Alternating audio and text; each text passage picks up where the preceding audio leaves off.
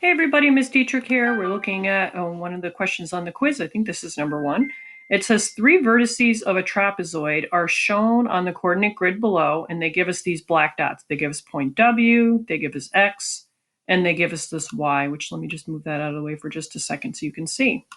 It says which ordered pair for point Z would complete a trapezoid.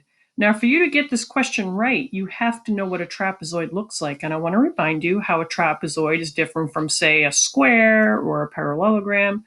Remember, a trapezoid has one pair of parallel lines. So let's take a look at each of the points that they're offering. So if we go over 1 and then down 5, that's the green dot.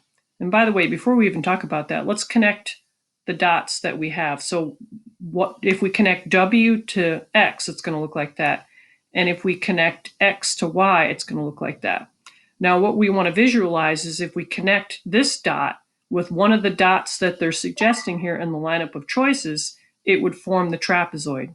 So if we go back to choice A, which is go over 1 and down 5, then that puts us at the green dot.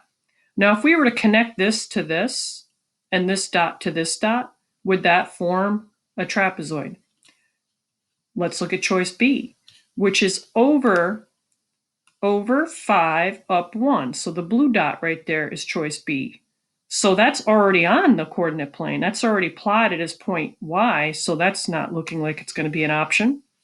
If we look at choice C and go over 1 and up 5, that brings us to this yellow dot.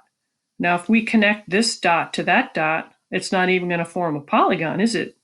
Let's look at choice D, which is left 5, up 1. Now, if we connect that point, let's look at it and see, is that going to be parallel? Let's take a look. Let me get my line tool out. And how about we make it red again? If I connect this dot to that dot, is that line parallel to line WX? And if I connect this dot to this dot, is that form a trapezoid? So take a look and see if it does.